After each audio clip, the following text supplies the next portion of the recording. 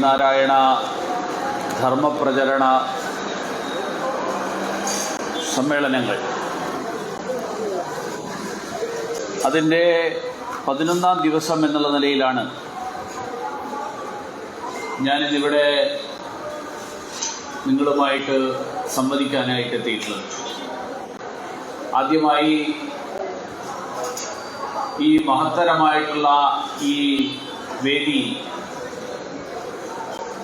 എന്നെ ക്ഷണിച്ച യൂണിയൻ്റെ ഭാരവാഹികൾക്ക് ഞാൻ ആദ്യമായിട്ട് നന്ദി രേഖപ്പെടുത്തുകയാണ്.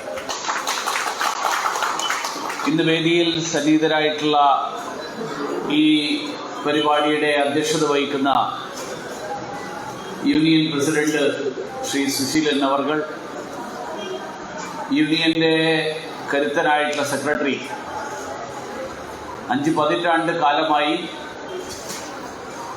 ഈ യൂണിയനെ വളരെ സമർത്ഥമായിട്ട് മുന്നോട്ട് നയിച്ചുകൊണ്ടിരിക്കുന്ന ശ്രീ സോമരാജൻ അവർകൾ, വേദിയിലുള്ള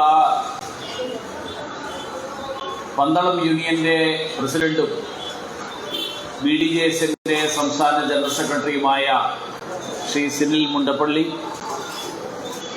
വേദിയിലുള്ള ചവറ യൂണിയൻ്റെ സെക്രട്ടറി ശ്രീ കാരയിൽ അനീഷ്, യൂണിയൻ്റെ വൈസ് പ്രസിഡന്റ് ശോഭനൻ അവർകൾ, കായംകുളം യൂണിയൻ്റെ secretary Shri Pradeep Lal, SN central സ്കൂളിൻ്റെ principal doctor Sindhu Sathyadas, SN college and open സ്കൂളിൻ്റെ പ്രിൻസിപ്പൽ ശ്രീമതി സിനി റാണി, SNTTIയുടെ head mistress Shrimati KS Smitha, RSMITCയുടെ പ്രിൻസിപ്പൽ ശ്രീ PS ശ്രീകുമാർ, ഇന്നത്തെ ഈ പരിപാടിയുടെ കോർഡിനേറ്റർമാരായിട്ടുള്ള 396-ാം ശാഖയുടെ president Shri Dileep, union committee അംഗം ശ്രീ ലീലാകൃഷ്ണൻ, അതോടൊപ്പം ഇവിടെ വേദിയിലും സദസ്സിലും ഇതിൻ്റെ സംഘാടകരായിട്ട് ഇവിടെ സന്നിഹിതരായിട്ടുള്ള 6 ശാഖകൾ, ഞാൻ മനസ്സിലാക്കുന്നത് ഓരോ ദിവസവും 6 ശാഖകളുടെ ചുമതലക്കാരാണ് ഈ 12 ദിവസം നീണ്ടു നിൽക്കുന്ന ഈ ധർമ്മപ്രചരണ സദസ്സിൻ്റെ സംഘാടകരായിട്ട് ഓരോ ദിവസവും എത്തുന്നത്. അവരുടെ എല്ലാവരുടെയും പേരുകൾ ഞാൻ വായിക്കുന്നില്ല. അങ്ങനെയുള്ള മുഴുവൻ സുഹൃത്തുക്കൾ, ഇവിടെ എത്തിയിട്ടുള്ള സഹോദരി സഹോദരന്മാർ, ഗുരുഭക്തർ, എല്ലാവർക്കും എൻ്റെ നമസ്കാരം.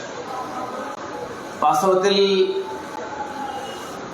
കഴിഞ്ഞ ഏതാണ്ട് ഒരു നൂറ്റാണ്ട് കാലമായി കരുനാഗപ്പള്ളി യൂണിയൻ ശ്രീനാരായണ ധർമ്മ പ്രചരണത്തിന് വേണ്ടിയിട്ടുള്ള ഈ പരിശ്രമം മുടങ്ങാതെ നടത്തിക്കൊണ്ടിരിക്കുകയാണ്. ആ അർത്ഥത്തിൽ പറഞ്ഞാൽ ഒരുപക്ഷെ ഗുരുദേവന്റെ സന്ദേശങ്ങൾ ജനങ്ങളിൽ എത്തിക്കാൻ വേണ്ടിയിട്ട് നടന്ന പരിശ്രമങ്ങളുടെ ആദ്യ പരിശ്രമം ഒരുപക്ഷെ കരുനാഗപ്പള്ളി യൂണിയൻ്റെതായിരിക്കും എന്നുള്ളതായിരിക്കും അതിൻ്റെ വാസ്തവം. കാരണം ശിവഗിരി തീർത്ഥാടനത്തിൻ്റെ നവതി നമ്മൾ കഴിഞ്ഞ വർഷമാണ് ആഘോഷിച്ചത്. അപ്പോൾ ഒരർത്ഥത്തിൽ പറഞ്ഞാൽ ശിവഗിരി തീർത്ഥാടനത്തിന് മുൻപ് തന്നെ ആരംഭം കുറിച്ചിട്ടുള്ള ഒരു ശ്രീനാരായണ ധർമ്മ പ്രചരണത്തിന് വേണ്ടിയിട്ടുള്ള പരിശ്രമം ആ വേദിയിൽ നിൽക്കാൻ കഴിയുന്നു എന്നുള്ളത് വലിയൊരു ബഹുമതിയായിട്ട് ഞാൻ കണക്കാക്കുകയാണ്. ഇന്ന് ഇവിടെ വിവിധ വിഷയങ്ങളെക്കുറിച്ച് ഞാൻ കഴിഞ്ഞ ദിവസങ്ങളിലൊക്കെ നടന്നിട്ടുള്ള വിവിധ വിഷയങ്ങളെക്കുറിച്ചിട്ടുള്ള ചർച്ചകൾ, ആ ചർച്ചകൾ ഇതിൽ സൂചിപ്പിച്ചിട്ടുണ്ട്. ഗുരുദേവൻ വിഭാവനം ചെയ്തിട്ടുള്ള നമ്മുടെ നാട്ടിലെ സാധാരണക്കാരായിട്ടുള്ള ജനങ്ങൾ, ഗുരുഭക്തരായിട്ടുള്ള ജനങ്ങൾ, പ്രത്യേകിച്ച് പിന്നോക്ക സമുദായങ്ങളിൽപ്പെടുന്ന ജനങ്ങൾ വിവിധ വിഷയങ്ങളെക്കുറിച്ചിട്ടുള്ള അവരുടെ വീക്ഷണം, ആ വീക്ഷണം അതിനെക്കുറിച്ചിട്ടുള്ള സമാനമായിട്ടുള്ള ധാരണ, ഈ ധാരണ ഉണ്ടാകുക എന്നുള്ള ലക്ഷ്യത്തോടുകൂടി, ആ വീക്ഷണം എല്ലാ ജനങ്ങളിലേക്കും എത്തുക എന്നുള്ള ലക്ഷ്യത്തോടുകൂടി അങ്ങനെ ആരംഭിച്ചിട്ടുള്ള ഈ ധർമ്മപ്രചരണത്തിന് വേണ്ടിയിട്ടുള്ള ഈ പരിശ്രമം SNDP യോഗം മുന്നോട്ട് വച്ചിട്ടുള്ള ആശയങ്ങൾ, ആ ആശയങ്ങൾക്ക് അനുസൃതമായിട്ടുള്ള ഒരു പ്രവർത്തനം തന്നെയാണ്. ഇന്നിവിടെ സ്വാഗത പ്രസംഗത്തിൽ ശ്രീ സോമരാജൻ അവർ സൂചിപ്പിച്ചു, SNDP യോഗത്തിന് നേതൃത്വം നൽകുന്ന ജനറൽ സെക്രട്ടറി ശ്രീ വെള്ളാപ്പള്ളി നടേശൻ അവരുടെ അദ്ദേഹം നൽകിയിട്ടുള്ള ഐതിഹാസികമായിട്ടുള്ള സംഭാവനകളെ കുറിച്ച് നമുക്കൊരിക്കലും മറക്കാൻ സാധിക്കില്ല. ഒരുപക്ഷെ മഹാനായിട്ടുള്ള ശ്രീ R. ശങ്കറിന് ശേഷം കേരളത്തിലെ പിന്നോക്ക സമുദായങ്ങൾക്ക്, പ്രത്യേകിച്ചും സനാതന ധർമ്മവിശ്വാസികൾക്ക് പൊതുവായി ഏറ്റവും തലയുയർത്തിപ്പിടിച്ച് നടക്കാൻ കഴിയുന്ന, അഭിമാനത്തോടുകൂടി നടക്കാൻ കഴിയുന്ന ഒരു സാഹചര്യം, ആ സാഹചര്യം സൃഷ്ടിക്കപ്പെട്ടതിൽ ജനറൽ സെക്രട്ടറി ആയിട്ടുള്ള SNDP യോഗത്തിന്റെ ജനറൽ സെക്രട്ടറി ആയിട്ടുള്ള ശ്രീ വെള്ളാപ്പള്ളി നടേശൻ അവരുടെ നേതൃത്വം, ആ നേതൃത്വമാണ് അങ്ങനെ ഒരു സാഹചര്യം ഉണ്ടാക്കിയത് എന്നുള്ളത് ആർക്കും നിഷേധിക്കാൻ കഴിയാത്തൊരു സത്യമാണ്. അത് ഇന്നത്തെ കാലഘട്ടത്തിലുള്ള നിരവധി വിഷയങ്ങളിൽ എടുക്കുന്ന സമീപനങ്ങളുടെ കാര്യത്തിൽ മാത്രമല്ല, നേരത്തെ ഇവിടെ സൂചിപ്പിച്ചതുപോലെ നമ്മുടെ സമൂഹത്തിന്റെ പുരോഗതി, ഭൗതികവും ആധ്യാത്മികവുമായിട്ടുള്ള പുരോഗതി, ആ പുരോഗതി ഉറപ്പുവരുത്താൻ കഴിയുന്ന തരത്തിൽ വിദ്യാഭ്യാസ സ്ഥാപനങ്ങളും അതുപോലെയുള്ള മറ്റ് നിരവധി പരിശ്രമങ്ങൾ, ആ പരിശ്രമങ്ങളൊക്കെ ഫലപ്രദമായിട്ട് മുന്നോട്ട് കൊണ്ടുപോകുന്നതിൽ ശ്രീ വെള്ളാപ്പള്ളി നടേശൻ അവരുടെ സംഭാവന, ആ സംഭാവന ചരിത്രത്തിന്റെ തങ്കലിപികളിൽ രേഖപ്പെടുത്തേണ്ട സംഭാവനകളാണ് എന്ന് പറയാൻ എനിക്കൊരു സംശയവുമില്ല. ഇന്നിവിടുത്തെ വിഷയത്തിലേക്ക് ഞാൻ വന്നാൽ,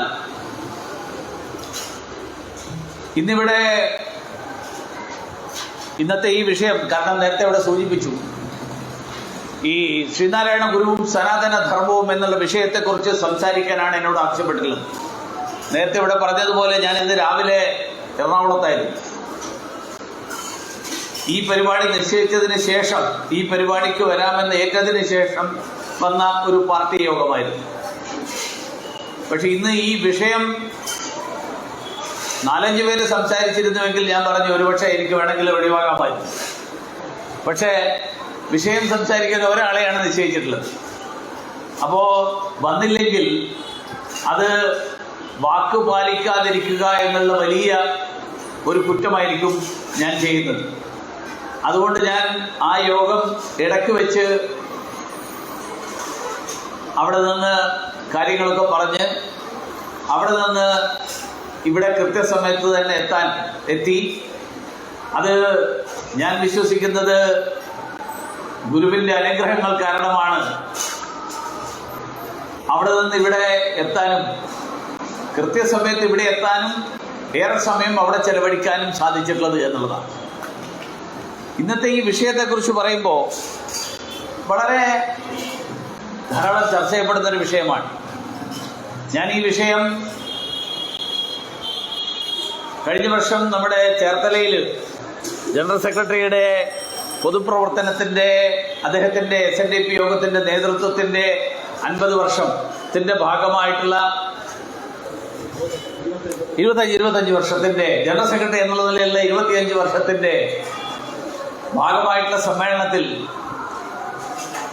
ഗുരുദേവന്റെ സനാതന ധർമ്മവുമായിട്ട് ഗുരുദേവനുള്ള ബന്ധത്തെക്കുറിച്ച് സൂചിപ്പിച്ചപ്പോൾ അത് തീരെ അതിനോട് യോജിക്കാതിരുന്ന ഒരാള് അതിനുശേഷം സംസാരിച്ച നമ്മുടെ ബഹുമാന്യനായിട്ടുള്ള മുഖ്യമന്ത്രിയായിരുന്നു. പിന്നീട് എനിക്ക് ആ കാര്യത്തിൽ വിശദീകരണം നൽകാനുള്ള ഒരു അവസരമില്ലാത്തത് കൊണ്ട് അദ്ദേഹം പറഞ്ഞതിൽ അതോടെ അവസാനിച്ചു. കാരണം ധാരാളം തെറ്റിദ്ധരിക്കപ്പെട്ടിട്ടുള്ള ഒരു കാര്യമാണ്. ഗുരുദേവൻ സന്യാസിയായിരുന്നു, സന്യാസ ജീവിതം സ്വീകരിച്ച ആളായിരുന്നു എന്നുള്ള കാര്യത്തിൽ ആർക്കും തർക്കമില്ല. അപ്പോൾ ഗുരുദേവൻ മതേതര സന്യാസിയായിരുന്നു എന്ന് വിശ്വസിക്കാനാണ് ചില ആൾക്കാർ ആഗ്രഹിക്കുന്നത്. ഗുരുദേവൻ ഭൗതികവാദിയായിട്ടുള്ള സന്യാസിയായിരുന്നു എന്ന് വേണമെങ്കിൽ അവർ പറയായിരിക്കും. ഗുരുദേവൻ നാസ്തികനായിട്ടുള്ള സന്യാസിയായിരുന്നു എന്ന് വേണമെങ്കിലും പറയാം. പക്ഷെ ഞാൻ വിശ്വസിക്കുന്നത് നമ്മളാരും ഗുരുദേവനെ നേരിട്ട് കണ്ടവരല്ല.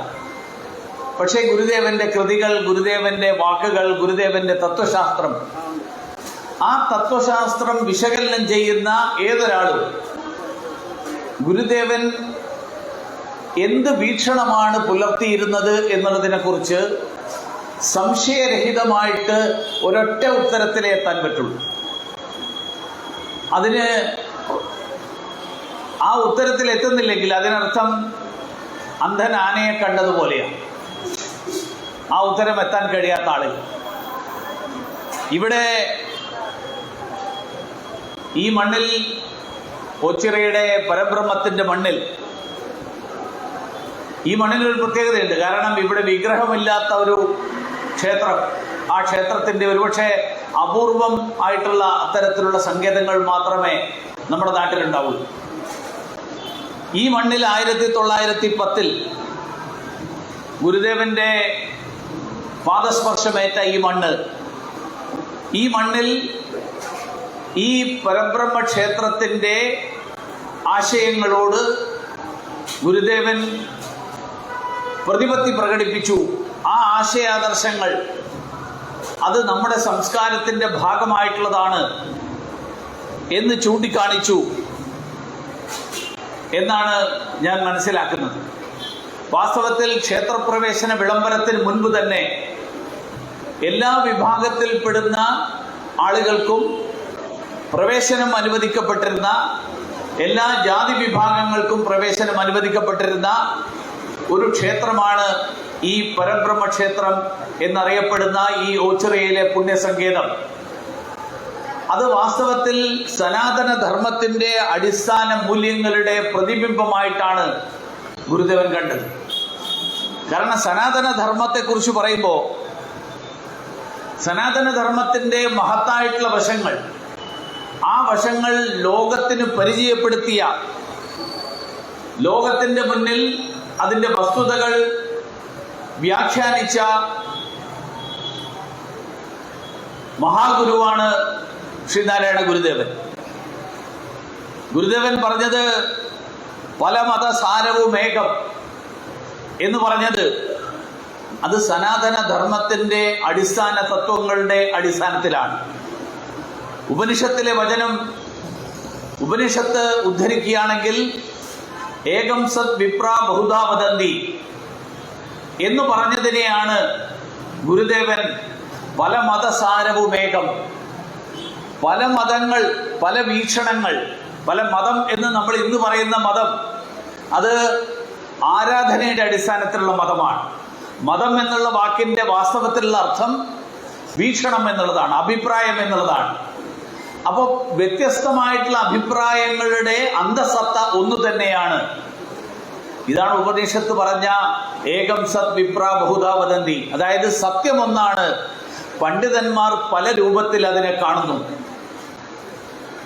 ഇപ്പോൾ ഉദാഹരണത്തിന് ഞാൻ ഇവിടെ നിന്ന് പറയുന്നിരിക്കട്ടെ, ഞാനിവിടെ നിന്ന് പറയുമ്പോൾ ഈ വശത്തിരിക്കുന്ന ആളുകൾ അവരെൻ്റെ ഇടതുവശത്താണ് ഇരിക്കുന്നത് എന്ന് ഞാൻ പറയും. അവിടെ ഇരിക്കുന്ന ആളുകൾ എന്നെക്കുറിച്ച് പറയുമ്പോൾ പറയും ഇദ്ദേഹം എൻ്റെ വലതുവശത്താണ്. രണ്ടുപേരും പറയുന്നത് ഒന്ന് തന്നെയാണ്. പക്ഷേ നമ്മൾ ഓരോരുത്തരും കാണുന്ന, നമ്മൾ ഓരോരുത്തരുടെയും ബുദ്ധിശക്തിയിൽ നമ്മൾ വിലയിരുത്തുന്ന രീതികൾ, ആ രീതികളിലാണ് വ്യത്യസ്തമായിട്ടുള്ള കോണുകളിലൂടെ ഒരേ സത്യത്തെ വ്യാഖ്യാനിക്കാൻ, ഒരേ സത്യത്തെ വിശദീകരിക്കാൻ അങ്ങനെ പണ്ഡിതന്മാരായിട്ടുള്ള ആളുകൾ പരിശ്രമിച്ചു. അവരവരുടേതായിട്ടുള്ള അഭിപ്രായങ്ങൾ പറഞ്ഞു. പക്ഷെ ആ അഭിപ്രായങ്ങൾ ഒരേ സത്യത്തെക്കുറിച്ചാണ് എന്നുള്ള കാര്യത്തിൽ ഒരു സംശയവുമില്ല എന്നാണ് ഗുരുദേവൻ സൂചിപ്പിച്ച പല മതസാരവും ഏകം എന്നുള്ള വാക്യത്തിന്റെ പൊരുൾ. മാത്രമല്ല ഗുരുദേവൻ പറഞ്ഞു, ഒരു പീഡയെറുമ്പിനും വരുത്തരുതെന്നുള്ള അനുകമ്പയും സദാ കരുണാകര, നൽകുകയുള്ളിൽ നിൻ തിരുമൈ വിട്ടകലാതെ ചിന്തയും. ഗുരുദേവൻ ഈ പറഞ്ഞത് സനാതന ധർമ്മത്തിന്റെ ഏത് ആശയത്തിൽ നിന്ന്, സനാതന ധർമ്മവുമായിട്ട് ഏത് തരത്തിൽ ബന്ധപ്പെട്ടിട്ടുള്ളതാണ്. നമ്മളെല്ലാവരും പലപ്പോഴും പറയാറുള്ള ബൃഹദാരണ്യകോപനിഷത്തിലെ വരികളുണ്ട്. സർവേ ഭവന്തു സുഖിനഃ സർവേ സന്തു നിരാമയ, സർവ ജീവജാലങ്ങളും സുഖമായിട്ടിരിക്കട്ടെ, സർവർക്കും സുഖം ഭവിക്കട്ടെ എന്ന് പറഞ്ഞതിനെയാണ്, ആ പറഞ്ഞത് തന്നെയാണ് ഗുരുദേവൻ അത് വായിച്ചിട്ട് ഇത് പറഞ്ഞു എന്നല്ല ഞാൻ പറയുന്നത്. ഗുരുദേവൻ കാരണം മഹത്തുക്കളായിട്ടുള്ള സന്യാസി വര്യന്മാർ, ഋഷിമാർ, ആ ഋഷിമാരുടെ ചിന്തയിൽ നിന്ന് ഉടലെടുക്കുന്ന ആശയങ്ങൾ, ആ ആശയങ്ങൾ അവരുടെ ചിന്തയിൽ നിന്ന് വരുന്നത്, അത് ശങ്കരാചാര്യരാണെങ്കിലും ശ്രീനാരായണ ഗുരുദേവനാണെങ്കിലും സ്വാമി വിവേകാനന്ദൻ ആണെങ്കിലും അവരുടെയൊക്കെ ചിന്തയിൽ നിന്ന് അത് ഉടലെടുക്കുന്നത് പ്രപഞ്ചത്തെ മുഴുവൻ അവർക്ക് ഉൾക്കൊള്ളാൻ കഴിയുന്നത് കൊണ്ടാണ്. നമ്മളെ പോലെയുള്ള സാധാരണക്കാർക്ക് നമ്മുടെ ലോകം എന്ന് പറയുന്നത് നമുക്ക് ചുറ്റും കാണുന്ന ലോകം മാത്രമാണ്. മഹത്തുക്കളായിട്ടുള്ള ആളുകൾക്ക് ഈ മുഴുവൻ പ്രപഞ്ചത്തിലെ സർവചരാചരങ്ങളെയും സർവ ജീവജാലങ്ങളെയും അതിനെയെല്ലാം ഉൾക്കൊള്ളാനുള്ള കഴിവ് ആ ഋഷിമാർക്കുള്ളത് കൊണ്ടാണ്. ഋഷിമാര് തപസ് ചെയ്ത് ആ തപസ്സിന്റെ ഫലമായിട്ട് അവർക്ക് കിട്ടിയിട്ടുള്ള, അവർക്ക് ലഭിച്ചിട്ടുള്ള എന്ന് ഞാൻ പറയുമ്പോൾ അവരുടെ ഉള്ളിൽ നിന്ന് പുറത്തു വരുന്ന ആ അറിവ്, ആ ചിന്തകൾ പുസ്തകം വായിച്ചിട്ടുണ്ടാക്കുന്നതല്ല, മറ്റാരെങ്കിലും പറയുന്നത് കേട്ടിട്ടുണ്ടാക്കുന്നതല്ല. പകരം പ്രപഞ്ചത്തെ ഉൾക്കൊള്ളാൻ, പ്രപഞ്ചത്തിൽ നടക്കുന്ന സർവ ചലനങ്ങളെയും ഉൾക്കൊള്ളാൻ അവർക്ക് കഴിയുന്നത് കൊണ്ടാണ് ഋഷിമാരായിട്ടുള്ള നമ്മുടെ ഋഷിമാരെ കുറിച്ച്, നമ്മുടെ പൂർവികരായിട്ടുള്ള, നമ്മുടെ സംസ്കാരത്തിന്റെ ഭാഗമായിട്ടുള്ള ഋഷിമാര് തപസ് ചെയ്തു എന്ന് പറയുന്നത്. തപസ് എന്ന് പറഞ്ഞാൽ ആ കാലത്ത്, ഇന്നത്തെ കാലത്ത് നമ്മൾ റിസർച്ച് എന്ന് പറയുന്നതാണ് ഒരർത്ഥത്തിൽ അന്നത്തെ തപസ്. മനനമാണ് തപസ്.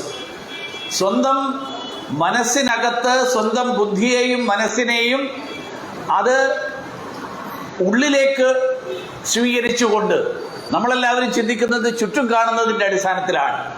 കണ്ണടച്ച് സ്വന്തം മനസ്സിനുള്ളിലേക്ക് ആഴ്ന്നിറങ്ങാൻ കഴിയുന്ന ഋഷിമാർ, അവർക്ക് അവരുടെ സ്വന്തം മനസ്സിനകത്ത് പ്രപഞ്ചത്തിന്റെ ഒരു പ്രതിഫലനം അവരുടെ തന്നെ ശരീരത്തിന്റെ ഭാഗമായിട്ട്, അവരുടെ മനസ്സിന്റെ ഭാഗമായിട്ട് നിലനിൽക്കുന്നത് കൊണ്ടാണ് അവർക്ക് പ്രപഞ്ചം എന്താണ് എന്നുള്ളത് മറ്റെവിടെയെങ്കിലും പോയി അന്വേഷിക്കാതെ, മറ്റാരോടെങ്കിലും അറിയാതെ അവർക്ക് നേരിട്ട് അത് മറ്റുള്ളവർക്ക് വേണ്ടി വ്യാഖ്യാനിച്ചു തരാൻ കഴിയുന്നത്.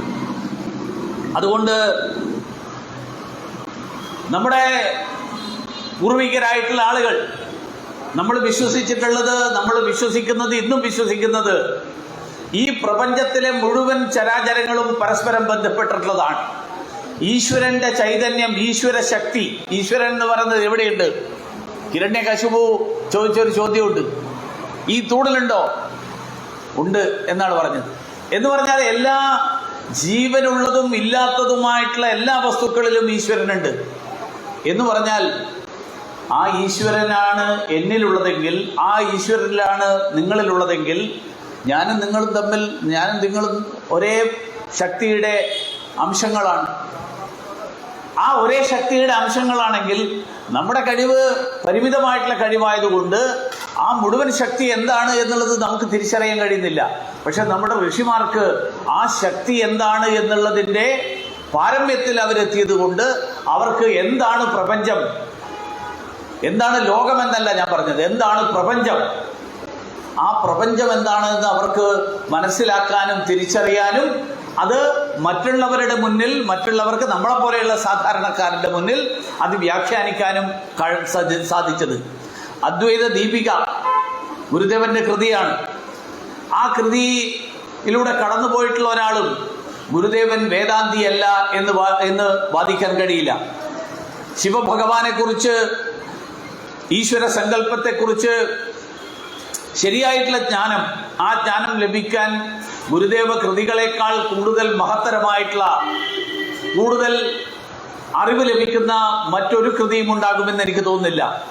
ശിവപഞ്ചാക്ഷരി മന്ത്രം ലഭിച്ച് അരുവിക്കരയിൽ ബ്രാഹ്മമുഹൂർത്തത്തിൽ, അരുവിപ്പുറത്ത് ബ്രാഹ്മമുഹൂർത്തത്തിൽ പ്രതിഷ്ഠ നടത്തിയ ഗുരുദേവൻ സനാതനി ആയിരുന്നോ എന്നുള്ള ചോദ്യം തന്നെ പരിഹാസ്യമാണ്. കാരണം അങ്ങനെയല്ലാത്ത അരുവിപ്പുറത്ത് ശിവപഞ്ചാക്ഷരി മന്ത്രം ജപിച്ചുകൊണ്ട് പ്രതിഷ്ഠ നടത്തുന്ന മഹാഗുരു, ആ മഹാഗുരുവിനെ വ്യാഖ്യാനിക്കാൻ നടത്തുന്ന ശ്രമങ്ങൾ, മറ്റു തരത്തിൽ വ്യാഖ്യാനിക്കാൻ നടത്തുന്ന ശ്രമങ്ങൾ, ആ ശ്രമങ്ങൾ എത്രമാത്രം അബദ്ധമാണ് എന്നുള്ളത് സൂചിപ്പിക്കാനാണ് ഞാനിത് പറഞ്ഞത്. ഭക്തിയും ജ്ഞാനവും ഒരേപോലെ നിറഞ്ഞു നിൽക്കുന്ന ശിവശതകം, ആ ശിവശതകവും അരുവിപ്പുറത്ത് വെച്ചാണ് ഗുരുദേവൻ രചിച്ചത്. ശിവശിവ നിൻ തിരുനാമം ഓർത്തു കണ്ടാൽ എവിടെയും ഒന്നും ഇതിന് തുല്യമില്ല എന്നാണ് ശിവശതകത്തിൽ ഗുരുദേവൻ സൂചിപ്പിച്ചിട്ടുള്ളത്. ശിവശതകത്തിലൂടെ കടന്നു പോകുമ്പോഴാണ് മനുഷ്യ മനസ്സിലെ സങ്കീർണമായിട്ടുള്ള നിരവധി പ്രശ്നങ്ങൾ, ആ പ്രശ്നങ്ങൾ സാധാരണക്കാർക്ക് മനസ്സിലാകുന്ന വിധത്തിൽ ഗുരു അവതരിപ്പിച്ചതിന്റെ ഭംഗി, അതിന്റെ പ്രത്യേകത നമുക്ക് മനസ്സിലാവുക. മാത്രമല്ല, നമ്മൾ ഗുരുദേവന്റെ കൃതികളിലൂടെ കടന്നു പോകുമ്പോൾ, ദൈവദശകത്തിലൂടെ കടന്നുപോയാൽ നമുക്കറിയാം, ദൈവദശകത്തിന്റെ ഏറ്റവും വലിയ പ്രത്യേകത സൃഷ്ടിയും സൃഷ്ടാവും ഇതെല്ലാം ഒന്നാണ്. മറ്റെല്ലാ ഈശ്വര വിശ്വാസങ്ങളിലും സൃഷ്ടി വേറെയാണ്, സൃഷ്ടാവ് വേറെയാണ്. സൃഷ്ടിയും സൃഷ്ടാവും ഒന്നാണെന്ന് മറ്റൊരു ആരാധനാ സമ്പ്രദായവും പറയുന്നില്ല. അവിടെ എന്താ പറയുന്നത്? സൃഷ്ടാവ് വേറെ, സൃഷ്ടി വേറെ. സൃഷ്ടി സൃഷ്ടാവിന്റെ ഭാഗമാണ്. സൃഷ്ടാവും സൃഷ്ടിയും ഒരേ അംശത്തിന്റെ, ഒരേ ചൈതന്യത്തിന്റെ ഭാഗമാണ് എന്ന് പറയുന്നത് അവിടെ മതനിന്ദയാണ്. കാരണം ഞാൻ ഈശ്വരന് തുല്യനാണെന്ന് പറയുന്നത് പോലെയാണ്. നമ്മുടെ സനാതന സംസ്കാരത്തിൽ, സനാതന ധർമ്മത്തിൽ സൃഷ്ടിയും സൃഷ്ടാവും ഒന്ന് തന്നെയാണ്. അതാണ് ഗുരുദേവൻ അടക്കം പറഞ്ഞിട്ടുള്ളത്. ആ സനാതന ധർമ്മം, അതുകൊണ്ടാണ് ഞാൻ പറഞ്ഞത്, പ്രപഞ്ചത്തിൽ നിലനിൽക്കുന്ന ആ പ്രപഞ്ചശക്തി, പ്രപഞ്ചത്തിലെ സർവചരാചരങ്ങളിലും നിലനിൽക്കുന്ന ആ ശക്തി, ആ ശക്തിയുടെ ആ ചൈതന്യമാണ് മനുഷ്യരിലും മൃഗങ്ങളിലും ജീവജാലങ്ങളിലും അജരങ്ങളായിട്ടുള്ള വസ്തുക്കളിൽ ഉൾപ്പെടെ നിലനിൽക്കുന്നത്. ഈ പ്രപഞ്ചത്തിന്റെ എല്ലാ കാര്യങ്ങളിലും നിറഞ്ഞു നിൽക്കുന്നത് ആ പ്രപഞ്ചശക്തിയാണ് എന്ന് പറയുന്നതിനെയാണ് സൃഷ്ടാവും സൃഷ്ടിയും ഒന്നാണ് എന്ന് സൂചിപ്പിക്കുന്നത്. അതുകൊണ്ട് തന്നെ ഗുരുദേവൻ ഒരിക്കലും മതമെന്ന് ഞാൻ പറയുന്നത് നേരത്തെ പറഞ്ഞ മതമല്ല, അഭിപ്രായങ്ങളല്ല, ഈ ആരാധനയുടെ അടിസ്ഥാനത്തിലുള്ള മതങ്ങൾ. ഒരു മതത്തെയും നിന്ദിക്കാൻ ഗുരുദേവൻ ആരെയും ആഹ്വാനം ചെയ്തില്ല, ആരെയും പഠിപ്പിച്ചില്ല. ഈശ്വര നിന്ദ ഗുരുദേവൻ ഒരിക്കലും, ഈശ്വരൻ പല രൂപത്തിൽ, ഓരോ വ്യക്തിക്കും അവർക്ക് അവരുടേതായിട്ടുള്ള രൂപത്തിൽ ഈശ്വരനെ ആരാധിക്കാം. കൊടുങ്ങല്ലൂരിൽ പോകുന്ന ആൾക്കാർ ആരാധിക്കുന്ന രീതിയിലായിരിക്കില്ല ഒരുപക്ഷെ മറ്റൊരു ഗുരുവായൂരിൽ പോകുമ്പോൾ ആരാധിക്കുന്നത്. അതുപോലെയുള്ള നിരവധി ഓരോ ക്ഷേത്രത്തിലും. അതുകൊണ്ടാണ് ഗുരുദേവൻ കണ്ണാടി പ്രതിഷ്ഠ നടത്തിയത്. കാരണം നമുക്ക് നേരിട്ട് കാണാം കണ്ണാടിയിൽ, നീ നിന്നെ തന്നെയാണ് ആരാധിക്കുന്നത്. കണ്ണാടിയെ ആരാധിക്കുക എന്നല്ല, ചില ആൾക്കാരൊക്കെ വ്യാഖ്യാനിക്കുന്നത് കണ്ണാടിയെ ആരാധിക്കുക എന്നാണ്. കണ്ണാടിയെ ആരാധിക്കുക എന്നല്ല. എന്താ കണ്ണാടി കാണിക്കുന്നത്? തന്നെ തന്നെ കാണിക്കുക എന്ന് പറഞ്ഞാൽ എൻ്റെ ഈ ബാഹ്യരൂപത്തെയല്ല, ഈ ബാഹ്യരൂപത്തിനുള്ളിൽ ഉൾക്കൊള്ളുന്ന ചൈതന്യത്തെ, ആ ചൈതന്യമാണ് എല്ലാ ക്ഷേത്രങ്ങളുടെയും പ്രതിഷ്ഠയുടെ പിന്നിലുള്ള പൊരുൾ. ആ ചൈതന്യം, ആ വിഗ്രഹത്തിലുള്ള ചൈതന്യം തന്നിലും ഉണ്ടാകട്ടെ. തൻ്റെ ചൈതന്യവും വിഗ്രഹത്തിലെ ചൈതന്യവും ഒന്നാണ് എന്നുള്ള ഒരു തിരിച്ചറിവ്, ആ തിരിച്ചറിവ് ലഭിക്കാൻ വേണ്ടിയിട്ടാണ് ക്ഷേത്ര ദർശനം. അതുകൊണ്ട് ക്ഷേത്രങ്ങൾ കേവലം ആരാധനാലയങ്ങളല്ല. മറ്റു പല മതങ്ങളിലും അവരുടെ ആരാധനാലയങ്ങൾ എന്ന് പറയുന്നത് അവർക്ക് ഈശ്വരനെ ആരാധിക്കാനുള്ള സ്ഥലമാണ്. നമ്മളെ സംബന്ധിച്ചിടത്തോളം സനാതന ധർമ്മികൾക്ക് ക്ഷേത്രങ്ങൾ കേവലം ആരാധനാലയമാണത്. പക്ഷെ അതിനപ്പുറത്തുള്ള ഒരു ലക്ഷ്യം, ഒരു ഉദ്ദേശം അവിടെയുണ്ട്. ആ ചൈതന്യത്തെ പരസ്പരം ബന്ധപ്പെടുത്തുന്ന ചൈതന്യം, ആ ചൈതന്യമാണ് അവിടെയുള്ളതും എന്നിലുള്ളതുമായിട്ടുള്ള ചൈതന്യം. അത് രണ്ടും ഒന്നാണ് എന്നുള്ള തിരിച്ചറിവ്, ഈ തിരിച്ചറിവ് ഉണ്ടാവുക എന്നുള്ളതാണ് ക്ഷേത്രങ്ങളുടെ ഒക്കെ പ്രത്യേകത. അതുകൊണ്ട് തന്നെ ഗുരുദേവൻ മതനിന്ദ ആഗ്രഹിച്ചില്ല, മതനിന്ദ പ്രചരിപ്പിച്ചില്ല, ഈശ്വര നിന്ദക്ക് ആഹ്വാനം ചെയ്തില്ല. ഗുരുദേവൻ ഒരു മതവും സ്ഥാപിച്ചില്ല. പകരം ഗുരുദേവൻ ജനിച്ചു വളർന്ന സനാതന പാരമ്പര്യം, ആ സനാതന പാരമ്പര്യത്തിന് ഇടക്കാലത്തുണ്ടായിട്ടുള്ള ജീർണതകൾ, ആ ജീർണതകൾ തിരുത്തിക്കൊണ്ട് സനാതന പാരമ്പര്യത്തിന്റെ അന്തസത്ത, ആ അന്തസത്ത വീണ്ടെടുക്കാൻ അതിനു വേണ്ടിയിട്ടുള്ള ഒരു ശ്രമം.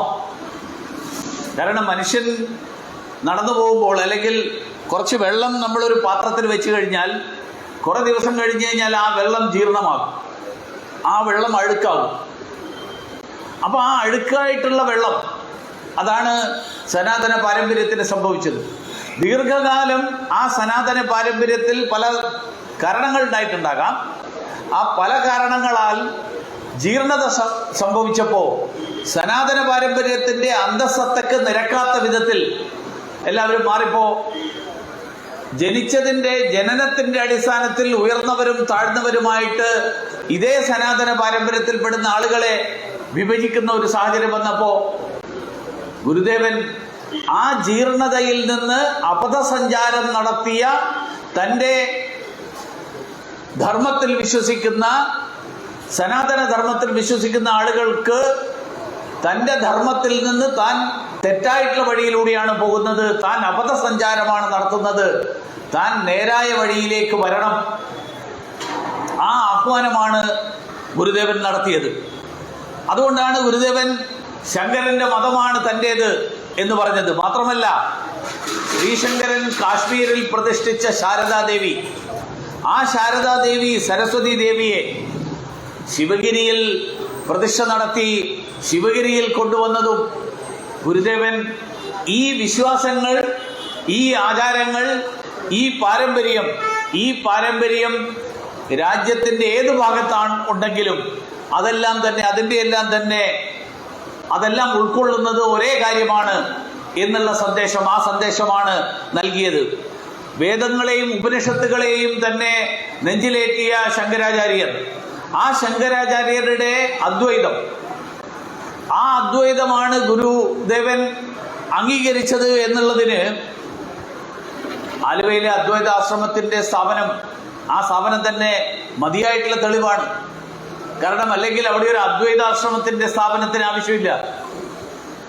എന്തുകൊണ്ട് അദ്വൈതാശ്രമം? കാരണം ഇതെല്ലാം ഒരേ ശക്തിയാണ്, ഇത് തമ്മിൽ വേർതിരിക്കാനാവില്ല. പ്രപഞ്ചത്തിലെ ശക്തിയെ, മനുഷ്യനിലുള്ള ചൈതന്യത്തെ അതിനെ വേർതിരിക്കാനാവില്ല എന്നുള്ള ശരിയായ വിലയിരുത്തൽ, ആ വിലയിരുത്തലാണ് ഗുരുദേവൻ നടത്തിയത്. അതുകൊണ്ട് തന്നെ ഇന്ന് നമ്മൾ ഹിന്ദു എന്നുള്ള പേരിൽ വ്യാഖ്യാനിക്കുന്ന, ഹിന്ദു എന്ന് പറയുമ്പോൾ ആരാധനാ രീതികളുടെ അടിസ്ഥാനത്തിൽ ഹിന്ദു എന്നുള്ള പേരിൽ പിൽക്കാലത്ത് അറിയപ്പെട്ട, ഒരുപക്ഷെ അതിന്റെ പ്രാരംഭഘട്ടത്തിൽ സനാതന ധർമ്മം എന്നുള്ള പേരിൽ അറിയപ്പെട്ടിരുന്ന ആ ഹിന്ദു മതത്തിലെ ദേവീദേവന്മാരെ പ്രകീർത്തിച്ചുകൊണ്ട് നിരവധി കീർത്തനങ്ങൾ, 30-ലേറെ കീർത്തനങ്ങൾ, ആ കീർത്തനങ്ങളുടെ രചന നടത്തിയ മഹാഗുരുവാണ് ഗുരുദേവൻ. വിനായകാഷ്ടകം ഗുരുദേവൻ രചിച്ചിട്ടുള്ളതാണ്. വിനായകാഷ്ടകം രചിച്ചിട്ടുള്ള ഗുരുദേവന് സനാതന ധർമ്മവുമായിട്ട് ഒരു ബന്ധമില്ല എന്ന് ആരെങ്കിലും പറഞ്ഞാൽ അത് എത്രമാത്രം വലിയ വിഡ്ഢിത്തമാണ് എന്ന് പറയേണ്ടി വരും. കാരണം ഈ ശ്രീനാരായണ ഗുരുദേവൻ ഹിന്ദു സന്യാസിയല്ല, എന്ന് പ്രചരിപ്പിക്കുന്ന ഭൗതികവാദികൾ നമ്മുടെ നാട്ടിൽ ഇപ്പോഴും ഉണ്ട്.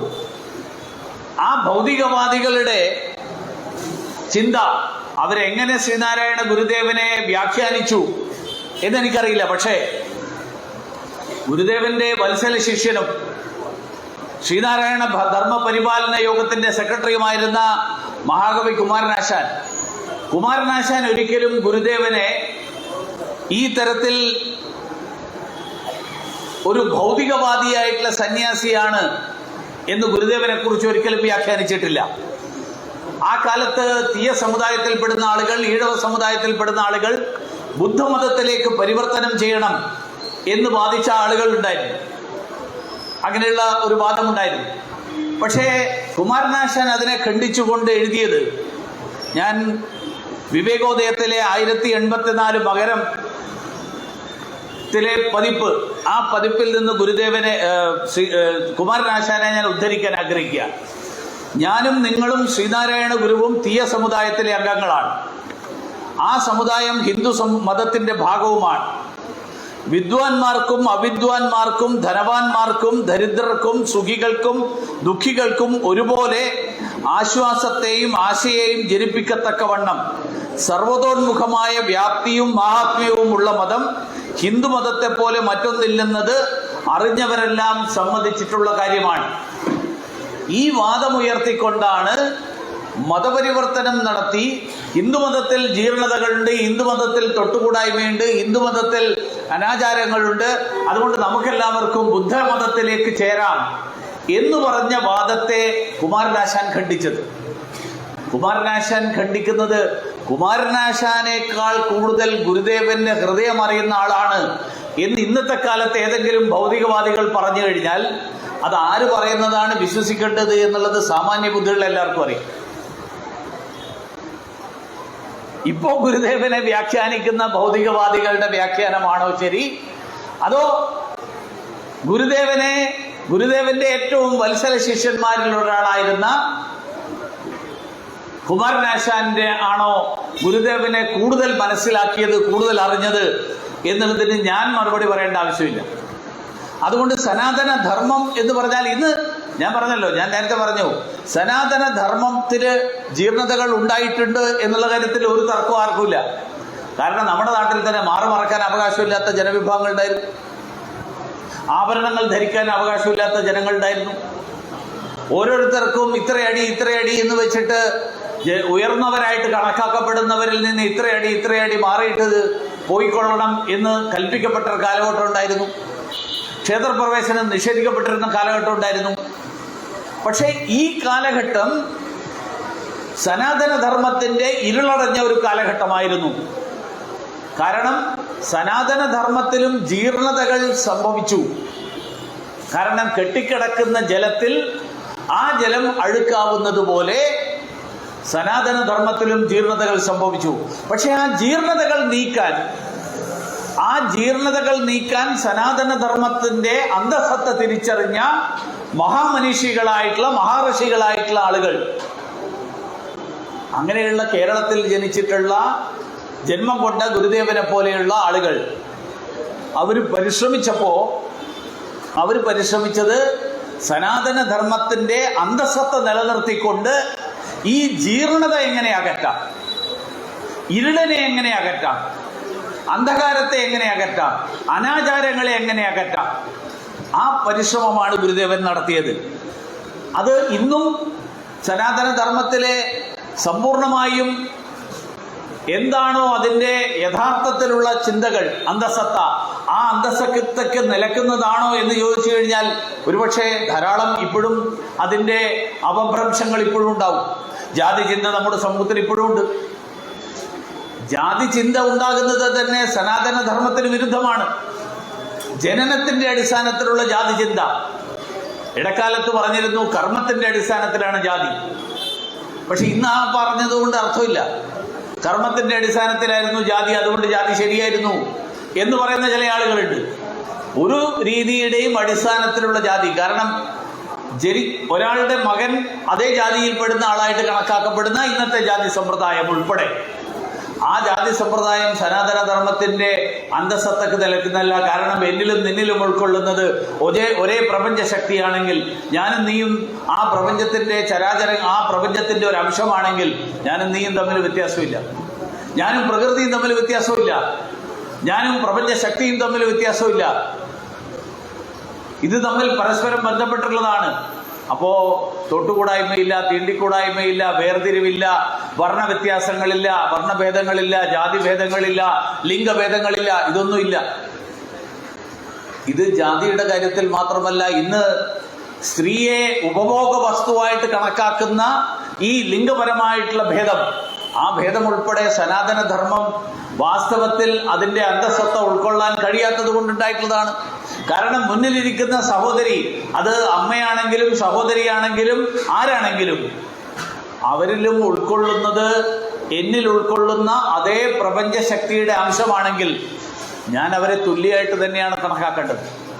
എന്നേക്കാൾ ഒട്ടും കുറവല്ല അവർ എന്നുള്ള വീക്ഷണത്തോടു കൂടിയാണ് ഞാൻ അവരെ കാണേണ്ടത്.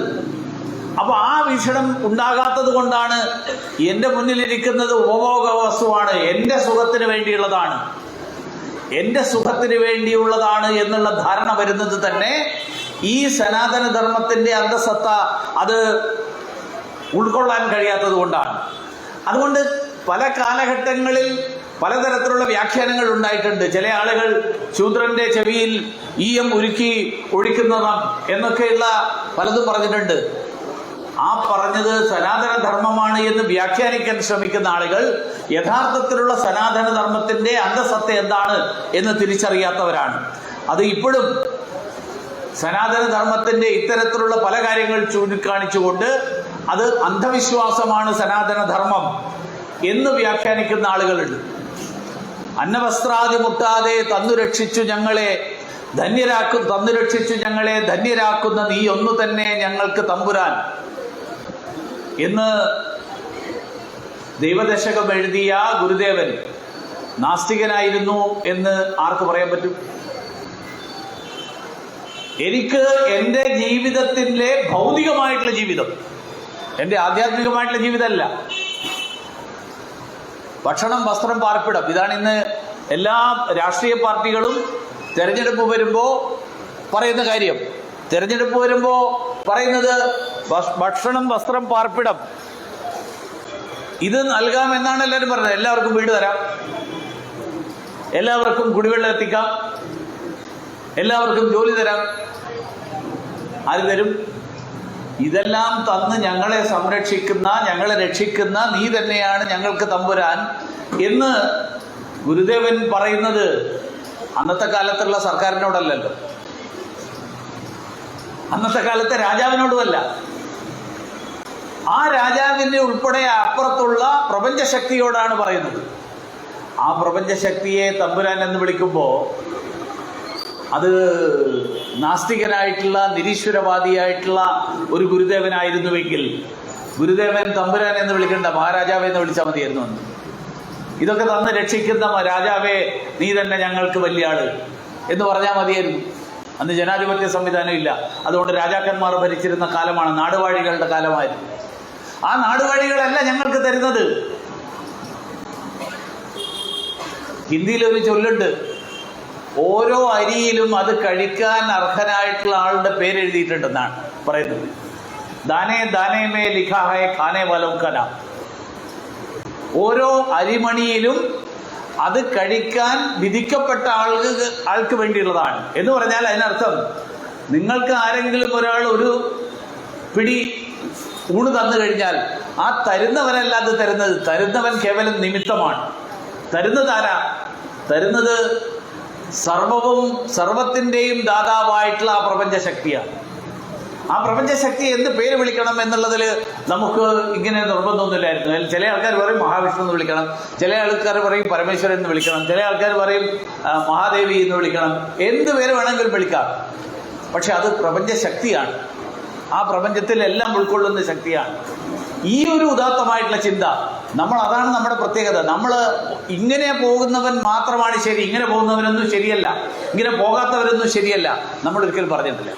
നിങ്ങൾക്ക് ഇങ്ങനെയാണോ പോകാൻ ഇഷ്ടം, നിങ്ങൾ അങ്ങനെ പോയിക്കോളൂ. നിങ്ങൾക്ക് ഇങ്ങനെയാണോ പോകാൻ ഇഷ്ടം, അങ്ങനെ പോയിക്കോളൂ. ഇത്രയും സ്വാതന്ത്ര്യം, ആരാധനാ സ്വാതന്ത്ര്യം, ജനാധിപത്യത്തിൽ പലതരത്തിലുള്ള വീക്ഷണങ്ങൾ വെച്ച് പുലർത്താനുള്ള അവകാശം പോലെ ആരാധനയിൽ പല വിധത്തിലുള്ള വീക്ഷണങ്ങൾ വെച്ച് പുലർത്താനുള്ള സ്വാതന്ത്ര്യം. ഒരർത്ഥത്തിൽ പറഞ്ഞാൽ ആരാധനയിലെ ജനാധിപത്യം, ആ ജനാധിപത്യമാണ് സനാതന ധർമ്മത്തിലുണ്ടായിരുന്നത്. ഇങ്ങനെയേ പ്രാർത്ഥിക്കാവുള്ളൂ എന്ന് എവിടെയെങ്കിലും ഏതെങ്കിലും ഇതിൽ പറഞ്ഞിട്ടുണ്ടോ? എവിടെയും പറഞ്ഞിട്ടില്ല. നമുക്ക് ഓരോരുത്തർക്കും അവരവരുടെ ഇഷ്ടപ്രകാരം അവർക്ക് സംതൃപ്തി നൽകുന്ന രീതിയിൽ, അവർക്ക് സംതൃപ്തി നൽകുന്ന ഈശ്വരന്റെ രൂപത്തെ, ഈശ്വരൻ ഈ രൂപത്തിലാണ് എന്ന് ആരും പറഞ്ഞിട്ടില്ല. നമ്മൾ ഈശ്വരനെ ഇങ്ങനെ കാണാനാണ് എനിക്കിഷ്ടം, അതുകൊണ്ട് ഞാൻ ആ ഈശ്വരനെ കാണുന്നു, ഈശ്വരനെ ആ രൂപത്തിൽ പോയിട്ട് ആരാധിക്കുന്നു. നമ്മളെല്ലാവരുടെയും വീടുകളിൽ പടങ്ങളുണ്ട്, പൂജാമുറി. ആ പൂജാമുറിയിൽ വെക്കുന്ന പടം, ആ പടം എനിക്കിഷ്ടപ്പെട്ടത് കൊണ്ടാണ് ഞാൻ വെക്കുന്നത്. എനിക്ക് ഈശ്വരനെ ഇങ്ങനെ ആരാധിക്കാനാണ് ഇഷ്ടം. ഇതൊന്നും ഇല്ലെങ്കിൽ ആരാധിക്കാൻ എന്താ വിഷമെന്ന് ചോദിച്ചു കഴിഞ്ഞാൽ ഒരു വിഷമമില്ല. പക്ഷേ എൻ്റെ ബുദ്ധിശക്തിയും എൻ്റെ കഴിവും ആ തലത്തിലേക്ക് എത്തിയിട്ടില്ല.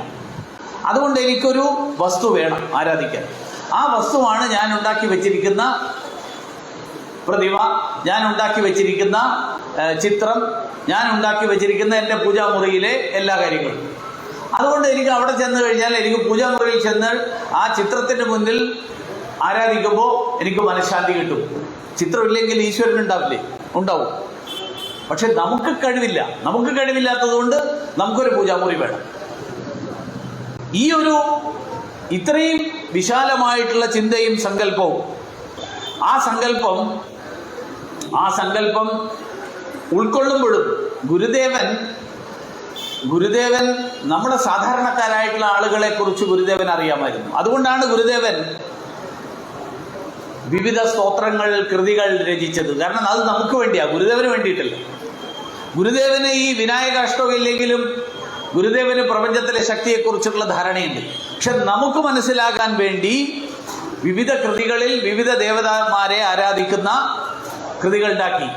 ആ പറഞ്ഞ കൃതികളിൽ ഒന്നിലും ഞാൻ ഇതുവരെ ഹിന്ദു എന്ന് ഇന്ന് വ്യാഖ്യാനിക്കപ്പെടുന്ന, സനാതന ധർമ്മം എന്ന് ഇന്ന് നമ്മൾ വിശാലമായിട്ടുള്ള അർത്ഥത്തിൽ പറയുന്ന, ആ അർത്ഥത്തിൽ പറയുന്ന വിവിധ ദേവീദേവതന്മാരല്ലാത്ത ഏതെങ്കിലും ഈശ്വരനെ സ്തുതിച്ചുകൊണ്ടുള്ള എന്തെങ്കിലും ഒരു കൃതി ഗുരുദേവൻ രചിച്ചതായിട്ട് ഞാനിതുവരെ വായിച്ചിട്ടില്ല.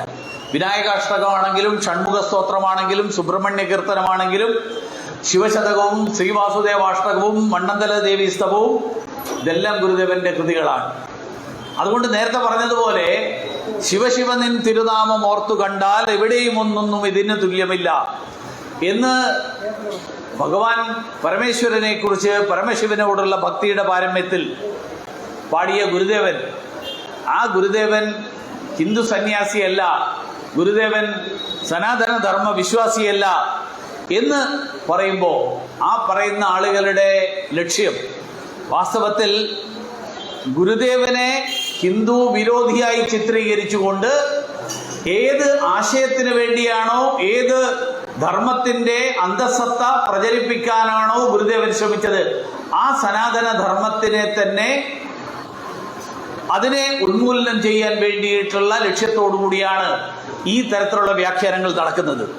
അതുകൊണ്ട് സനാതന പാരമ്പര്യം എന്ന് പറയുന്നത്, ഞാൻ നേരത്തെ പറഞ്ഞു, ജനാധിപത്യത്തിന്റെ മഹത്തായിട്ടുള്ള പാരമ്പര്യം, സഹിഷ്ണുതയുടെയും സമഭാവനയുടെയും.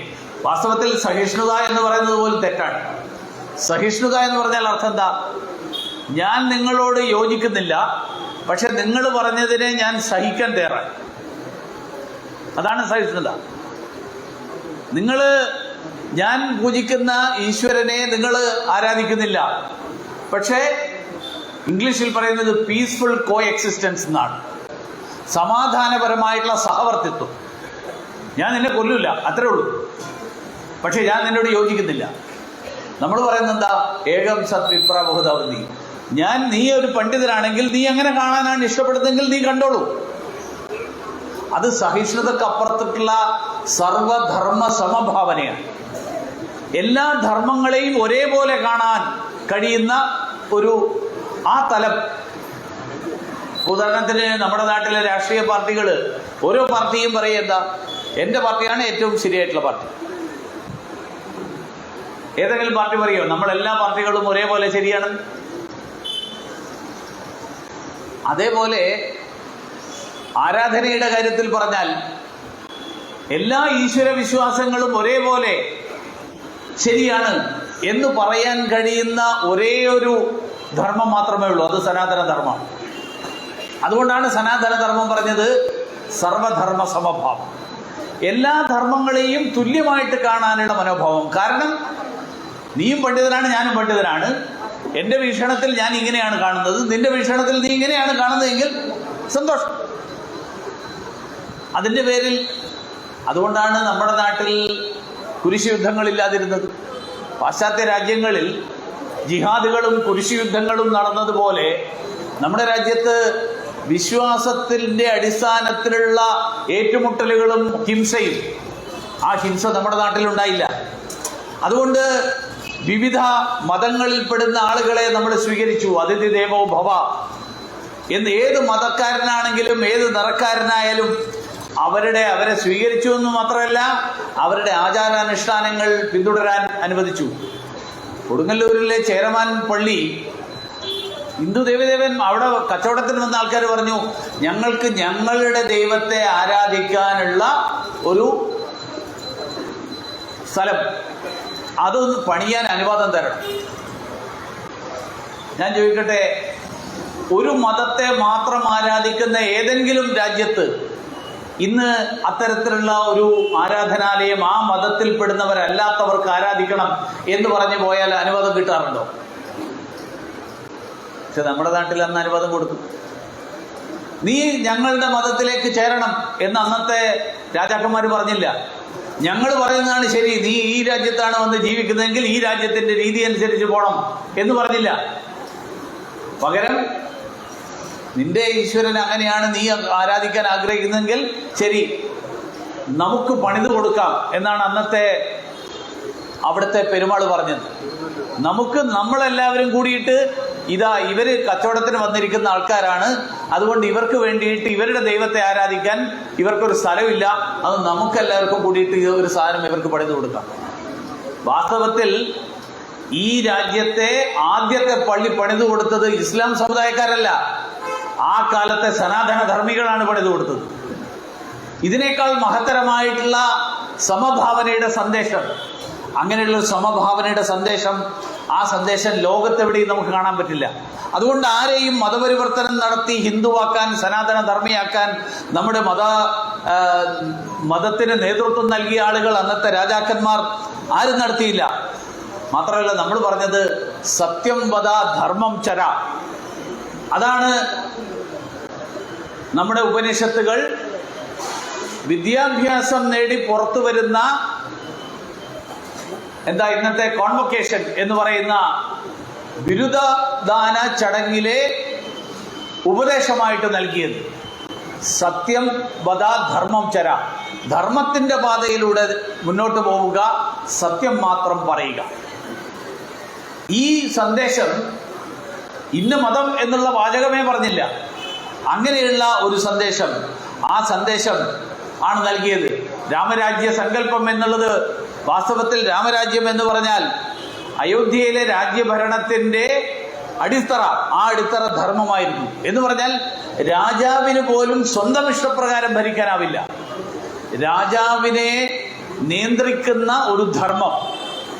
അന്നത്തെ കാലത്തെ ഈ രാജാക്കന്മാർ അവരുടെ രാജഭരണം ഏറ്റെടുക്കുന്ന ചടങ്ങ്, ആ രാജഭരണം ഏറ്റെടുക്കുന്ന ചടങ്ങിനെ കുറിച്ച് പറയുന്നത്, രാജാക്കന്മാർ സിംഹാസനത്തിലിരുന്ന് കിരീടധാരണം നടത്തിക്കഴിഞ്ഞാൽ ഞാനാണ് സർവസ്വവും എന്ന് രാജാക്കന്മാർ പ്രഖ്യാപിക്കുമായിരുന്നു എന്നാണ്. ഞാനാണ് എല്ലാറ്റിൻ്റെയും അവസാന വാക്ക്. അപ്പോ ആ കാലത്തെ മതപുരോഹിതന്മാർ ധർമ്മദണ്ഡുകൊണ്ട് രാജാവിന്റെ തലയിൽ തട്ടി ആ ധർമ്മദണ്ഡുകൊണ്ട് അടിച്ചുകൊണ്ട് പറയുമായിരുന്നു പറയുന്നത്, നീയല്ല, നിന്നേക്കാൾ വലുത് ധർമ്മമാണ്. ധർമ്മദണ്ഡാണ് ഏറ്റവും അന്തിമമായിട്ടുള്ളത്. രാജാവിന് കടമകളുണ്ട്. രാജാവ് പ്രജകളുടെ സുഖം, പ്രജകളുടെ ക്ഷേമം, ആ ക്ഷേമം നിലനിർത്താനുള്ള ധർമ്മമാണ് രാജാവിൻ്റെത്. നമ്മൾ ധർമ്മം എന്നുള്ള വാക്കിന്റെ അർത്ഥമായിട്ട് പലതരത്തിലാണ്. ഇപ്പോ നമ്മൾ വീടുകളിൽ പണ്ടത്തെ കാലത്ത്, ഇപ്പോ അങ്ങനെയുള്ള ആൾക്കാർ വരുന്നില്ല, പണ്ട് വീടുകളിൽ ധർമ്മത്തിന് വേണ്ടിയിട്ട് ആൾക്കാർ വരുന്നു. അമ്മ ധർമ്മം തരണേ എന്നാണ് പറയുന്നത്. അമ്മ പിച്ച തരണേ എന്നല്ല ആരും പറയുന്നത്, അമ്മ ധർമ്മം തരണേ എന്നാണ് പറയുന്നത്. എന്താ ധർമ്മം തരുന്നത്? അമ്മയുടെ ധർമ്മം പാലിക്കണം എന്നത് നമ്മളെ ഓർമ്മിപ്പിക്കുകയാണ് അമ്മയോട്. എനിക്ക് തരുന്നത് ഞാൻ യാചിച്ചു വരികയല്ല, എനിക്ക് നിങ്ങൾ എന്തെങ്കിലും തരണം എന്നല്ല, നിങ്ങളുടെ ധർമ്മം പാലിക്കണം. എന്താ ധർമ്മം? ഗൃഹസ്ഥന്റെ ധർമ്മമാണ് മറ്റെല്ലാ ആശ്രമങ്ങളെയും സംരക്ഷിക്കുക. ബ്രഹ്മചര്യത്തെ സംരക്ഷിക്കേണ്ടത് ഗൃഹസ്ഥനാണ്, സന്യാസിയെ സംരക്ഷിക്കേണ്ടത് ഗൃഹസ്ഥനാണ്, വാനപ്രസ്ഥിയെ സംരക്ഷിക്കേണ്ടത് വാനപ്രസ്ഥി സ്വയം നിരങ്ങ് പോവും. പക്ഷെ ബാക്കി എല്ലാ ആശ്രമങ്ങളെയും അതെല്ലാം നിലനിർത്തുന്നത് ഗൃഹസ്ഥാശ്രമിയാണ്. അതുകൊണ്ട് ഗൃഹസ്ഥാശ്രമിയായിട്ടുള്ള അമ്മയോട് അമ്മ ധർമ്മം തരണേ എന്ന് പറയുന്നതിന്റെ അർത്ഥം കടമ നിർവഹിക്കുക എന്നുള്ളതാണ്. ആ കടമകളാണ് നീ പാലിക്കേണ്ടത് എന്നാണ് മഹാരാജാക്കന്മാരുടെ കിരീടധാരണ ചടങ്ങിൽ. ആ കിരീടധാരണ ചടങ്ങിൽ എല്ലാം ഞാനാണ് എന്ന് പറഞ്ഞ രാജാക്കന്മാരുടെ തലയിൽ ധർമ്മദണ്ഡ് കൊണ്ട് തട്ടി, നിന്നേക്കാൾ വലിയ ധർമ്മം, ആ ധർമ്മമാണ് ആത്യന്തികം. ഇന്ന് നമ്മൾ ഭരണഘടനയാണ് ഏറ്റവും വലുത്. ഇന്നത്തെ ദിവസം ആ ദിവസം കൂടിയാണ്. ഇന്ന് ഭരണഘടനയുടെ നിർമ്മാണത്തിന്റെ 75 വർഷം പൂർത്തിയാകുന്ന ദിവസമാണ്. 1949 നവംബർ 26-ാം തീയതിയാണ് ഇന്ത്യൻ ഭരണഘടന ഔപചാരികമായിട്ട് സൃഷ്ടിക്കപ്പെട്ടത്, അംഗീകരിക്കപ്പെട്ടത്. അതുകൊണ്ട് ഇന്ന് രാജ്യവ്യാപകമായിട്ട് 75-ാം വർഷം ആഘോഷിക്കുന്ന ചടങ്ങുകളാണ്. ഭരണഘടനയാണ്, നിയമങ്ങളാണ്, മൂല്യങ്ങളാണ്. ധർമ്മം എന്ന് പറഞ്ഞാൽ കടമകളാണ്, മൂല്യങ്ങളാണ്. ഇതെല്ലാമാണ് ധർമ്മം. സത്യം പറയണം, അതൊരു മൂല്യമാണ്. അപ്പൊ ഇതുപോലെയുള്ള ധർമ്മങ്ങളും ഇതുപോലെയുള്ള മൂല്യങ്ങൾ, ആ മൂല്യങ്ങൾ ആണ് ആത്യന്തികമായിട്ട് ഓരോ വ്യക്തിയും പാലിക്കേണ്ടത്.